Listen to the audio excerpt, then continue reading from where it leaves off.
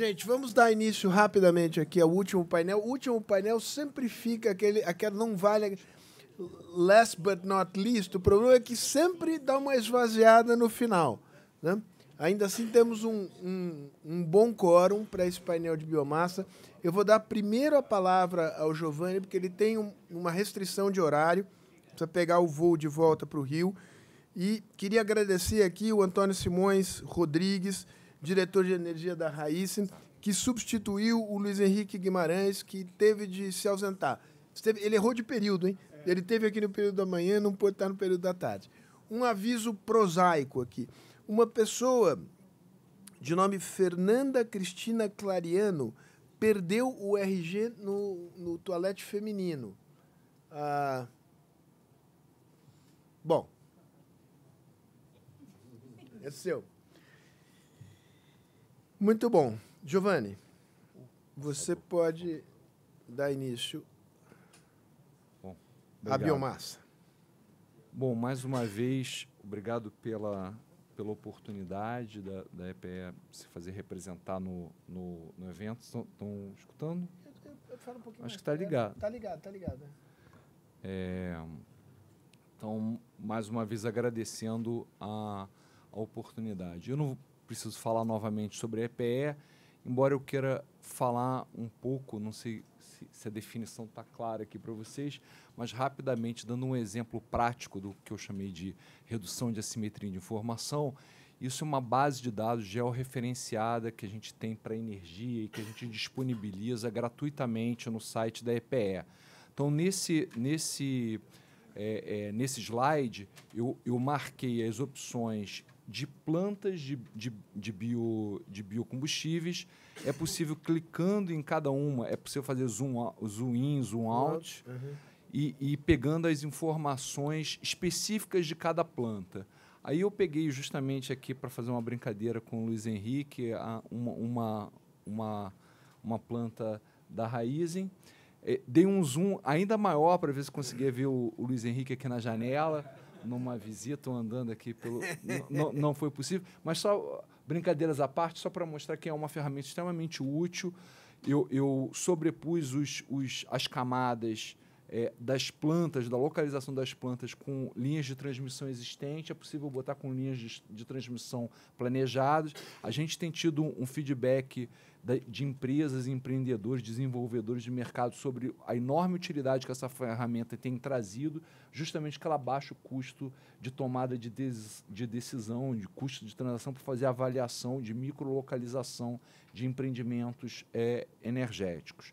Tá? Então, está aqui bom, daqui está todo mundo de costas, eu apontando para lá. Marcar aqui o endereço, né?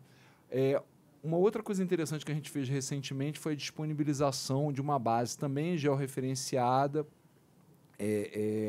no nível municipal, que permite fazer a avaliação do potencial de resíduos agropecuários, então estimar o potencial energético desses resíduos, e aí, em particular, tem a estimativa, que depois vai aparecer novamente num slide um pouco maior, sobre o potencial de produção de biogás por município.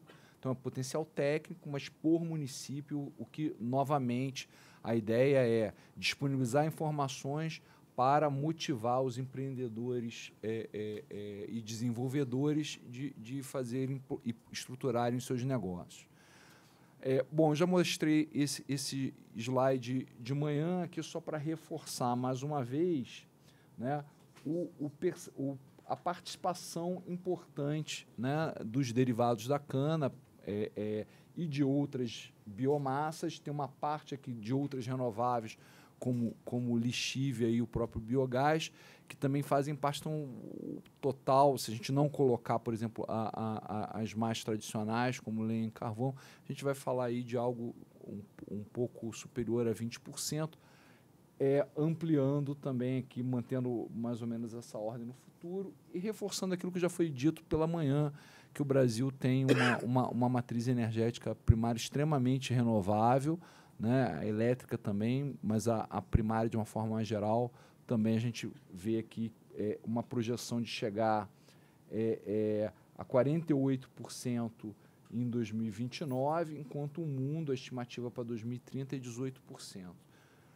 E aqui fica muito claro o papel da biomassa no Brasil em relação ao que acontece em outros países, né? Então, se o mundo também está andando, ainda que aquém do ritmo brasileiro, para ter uma matriz elétrica extremamente renovável, quando a gente fala do fenômeno energético como um todo, a diferença fica ainda maior pela dificuldade de fazer o chamado market coupling, né? O acoplamento de mercados entre o setor transporte e o setor elétrico, que é o que o veículo elétrico deve fazer, mas mesmo internacionalmente, apesar do crescimento muito forte, tem tido uma certa dificuldade de penetração, talvez com a maior exceção sendo a Noruega, que usa um incentivo público bastante significativo para estimular a entrada, incentivo, paradoxalmente, recursos paradoxalmente gerados com a exploração de óleo e gás desde dos anos 70. Bom, não podia deixar de destacar o papel do RenovaBio na melhoria das perspectivas, da retomada de um novo ciclo virtuoso para biocombustíveis no Brasil, biomassa de uma maneira geral. Basicamente, a gente tem que pensar o RenovaBio como uma forma de internalizar a externalidade ambiental positiva do setor de biocombustíveis. Houve muita dúvida no início, muita gente achando que era uma forma de tributar, não é isso. A melhor forma de pensar o RenovaBio é pensar justamente um setor que tem coprodutos. Um produto é o combustível, o biocombustível, e o outro é um serviço de abatimento de emissões de gases de efeito estufa. Como não existe um mercado, não existia um mercado para isso, você não conseguia precificar e gerar a receita necessária para que tivesse uma oferta maior de biocombustíveis. Então, é um problema clássico de externalidade socioambiental. E aí basicamente, você cria o mercado de CBIOs, que é um mercado de carbono, de tal forma a precificar essa externalidade e remunerar esse serviço, que é o serviço de abatimento de gases de efeito estufa. Esse mercado teve uma lógica bastante interessante, que ele estimula a eficiência, né? Então, você define uma nota para empreendedores, né, para produtores nas suas plantas, de tal forma que quanto menor a sua pegada de carbono, quer dizer, a sua análise de ciclo de vida, sua eficiência em termos de redução de emissões de gases de efeito estufa, maior a nota que ele tem, com isso mais CBIOs ele consegue subscrever, de tal forma criar um círculo virtuoso de ganho de eficiência dinâmica com o passar do tempo. Tá? E aí justamente eu chamo a atenção aqui justamente da questão da eficiência da própria bioeletricidade, que é um resultado da busca pelo incremento da eficiência usando o bagaço para cogeração, e o biogás, que inclusive tem sido apontado internacionalmente como uma fonte capaz de gerar emissões negativas, pelo fato mencionado anteriormente pelo Newton aqui, de que o GWP, né, o Global Warm Potential do metano, ser 21 a 23 vezes maior do que do dióxido de carbono. Então, ou seja, se você tem uma piscina de vinhaça, ela está emitindo emissões fugitivas de metano. Então, ela está causando naturalmente. Se você dá uma destinação para essa vinhaça e queima esse metano que está sendo emitido para a atmosfera, você reduz o efeito final das emissões. O RenovaBio é de que ano? O RenovaBio ele é dezembro de 2016, se eu não me engano. Acho que é isso. 17. Isso. E justamente esse ponto, ele inicia, ele teve esse ano a discussão de toda a regulamentação da lei e pela lei ele entra em vigor a partir do final de dezembro desse ano. Então, ele começa efetivamente numa operação em janeiro do ano que vem. Né? Será transacionado em bolsa, enfim, uma característica de mercado de carbono como vários outros em outros países do mundo. E a política, desculpa, ela simplesmente organizou esse mercado, ela tem algum mecanismo de incentivo?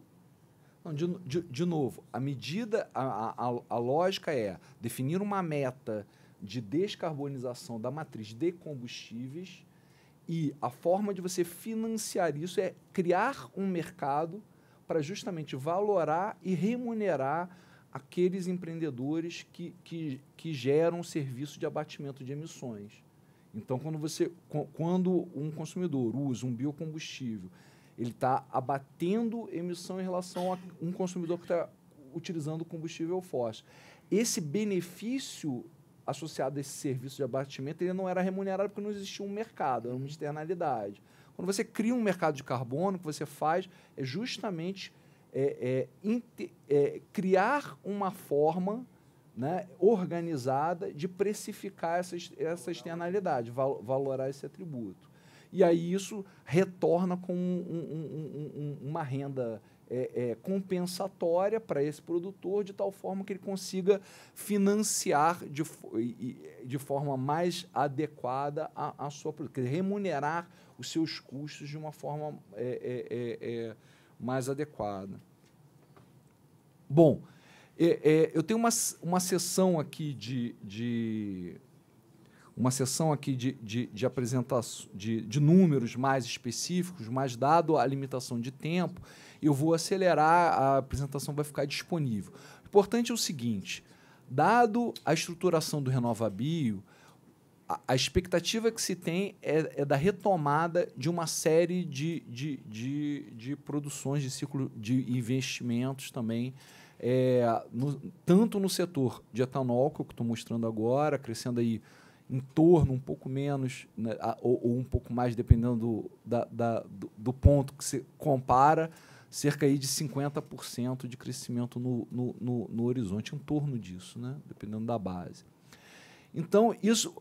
Qual é a grande importância disso? Diferente da estratégia de veículo elétrico, em que você tem que ter a penetração no mercado. Uma coisa primeiro você cresce o número de vendas, depois você cresce à medida que o número de vendas, que é, vamos dizer assim, o dado incremental, ele vai se acumulando, você vai substituindo a frota, porque uma parte da frota anterior vai... sendo, enfim, o carro vai ser desmobilizado, vamos dizer assim, sucateado. Então, à medida que a frota vai se renovando naturalmente, você vai reduzindo a emissão. Isso estou falando da dinâmica total. No carro elétrico, você tem que acelerar a venda, dado as participações. Só para ter uma ideia, a Alemanha, hoje, com todo o esforço que ela tem feito, ela tem 2,5% das vendas.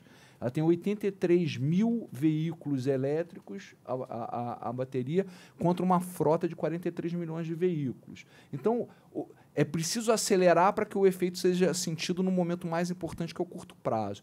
No caso da solução brasileira, como... eu vou apresentar isso lá na frente, mas 90% das vendas são flex e cerca de, talvez, aí...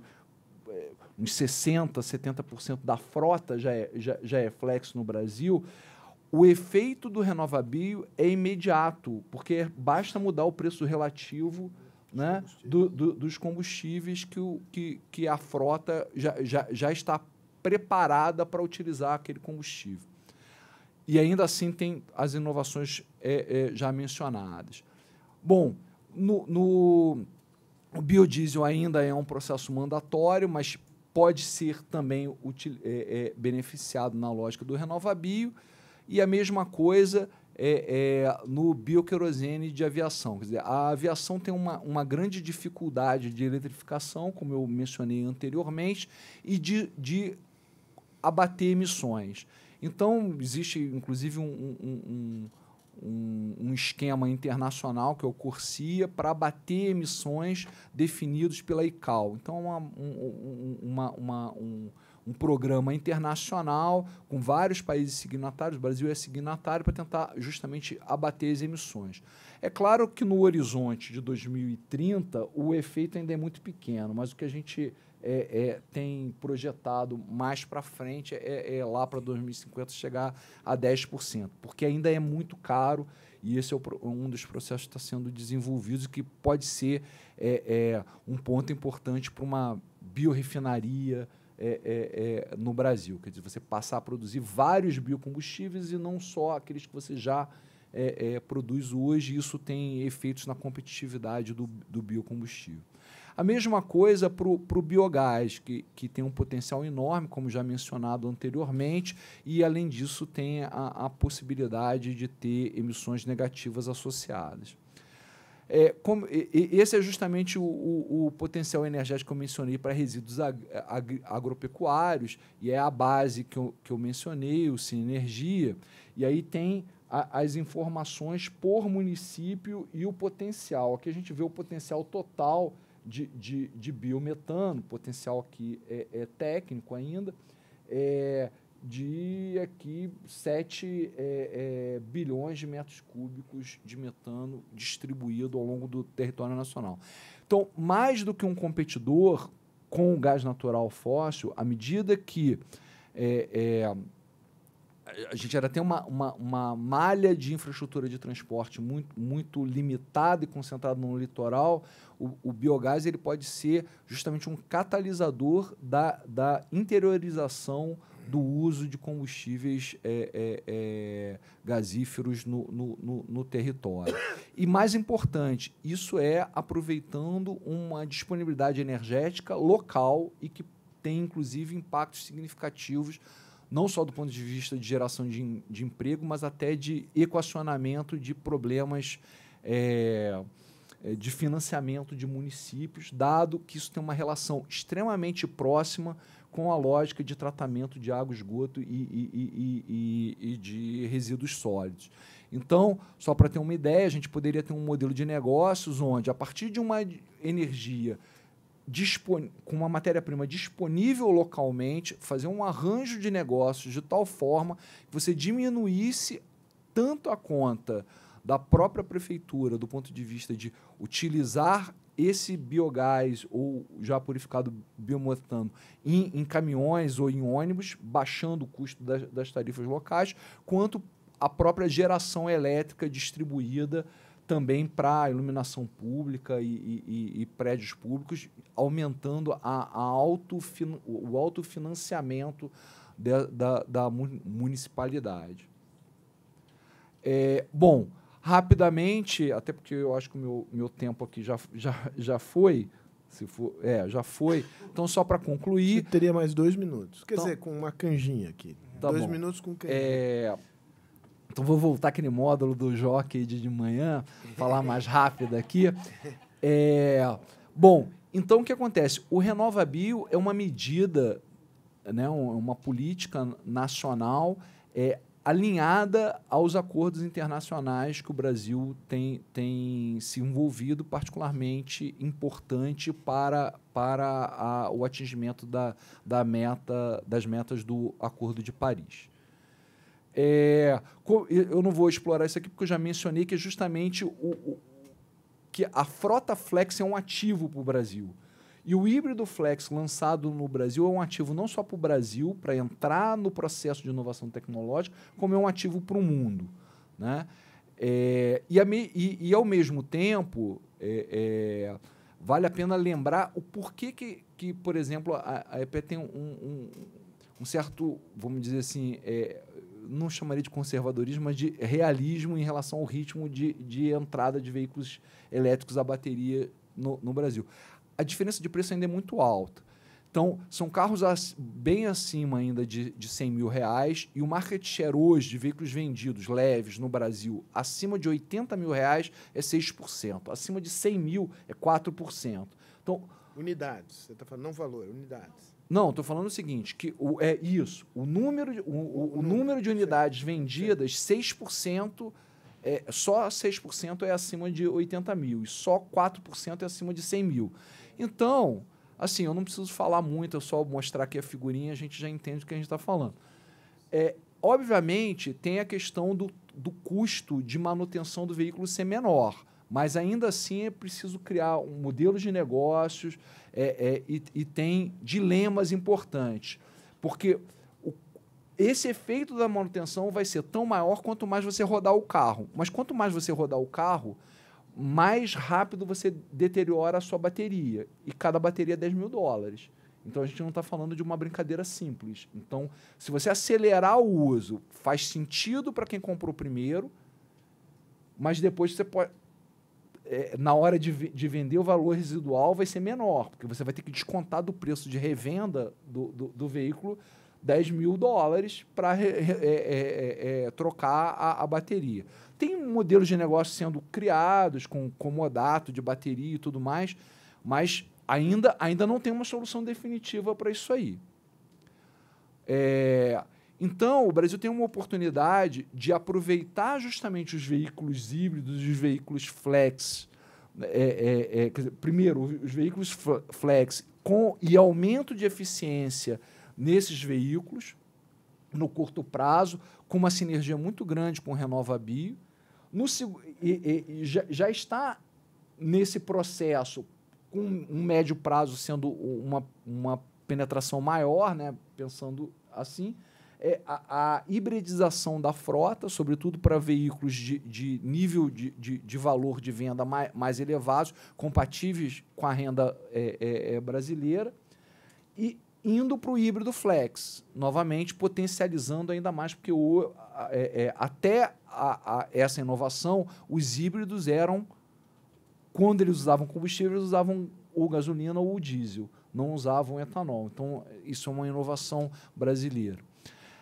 E, por fim, obviamente, tem um espaço aqui para ter nichos específicos para os veículos elétricos a bateria, sobretudo em cidades de renda mais alta, como São Paulo, e com grave problema de poluição, de saturação de bacia aérea.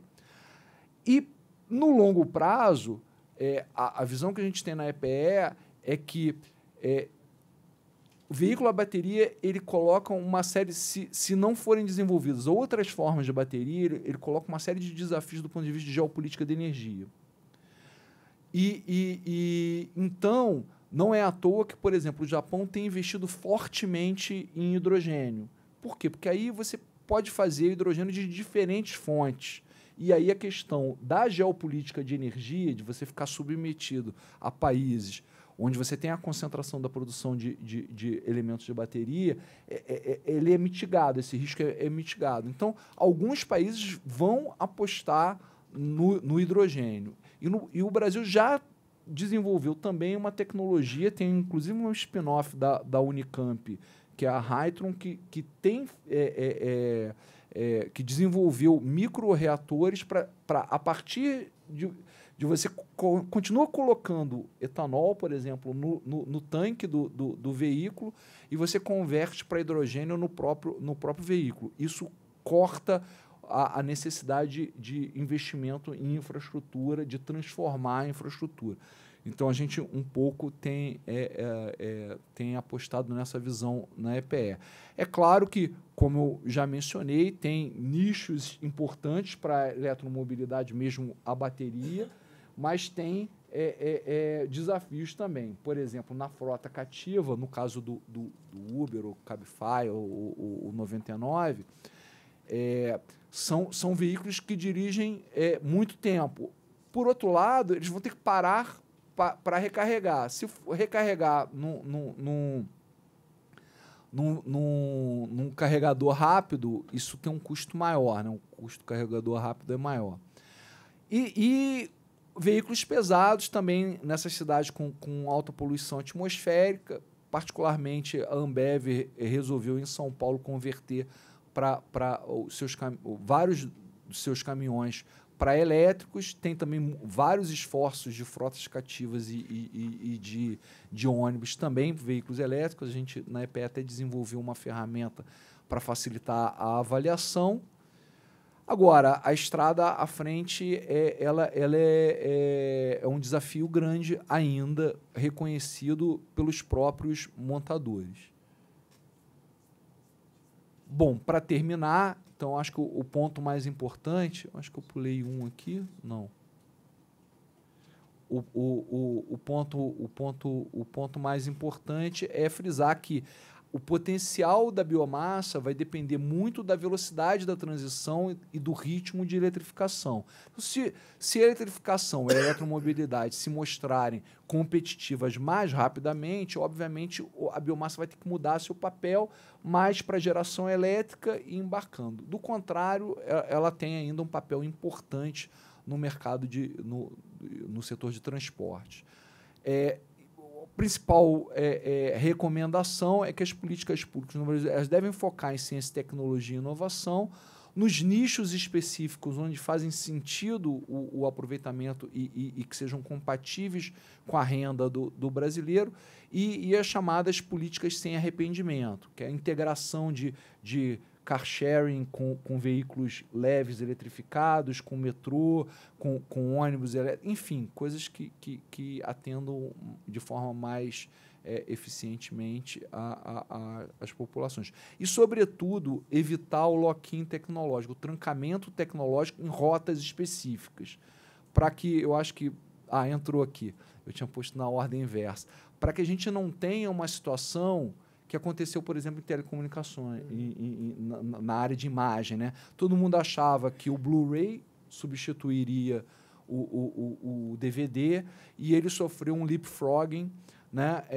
Com streaming, e aí hoje ninguém mais fala de Blu-ray, exceto aqueles nichos de mercado bastante específicos, profissionais, que precisam de uma qualidade de imagem muito elevada. Então, ele virou um nicho. E é isso, o futuro a gente não conhece. Eu botei aqui um maglev, que é um projeto conceitual da Renault. Se a gente tentar adivinhar qual é a rota tecnológica, provavelmente a gente vai financiar a tecnologia errada. Então é melhor a gente botar as tecnologias para competir entre si e definir um ambiente de mercado que seja favorável para essa competição e a melhor rota tecnológica que vença e ache o seu espaço dentro do mercado. Bom, era isso que eu tinha para falar. Muito obrigado. Muito bom.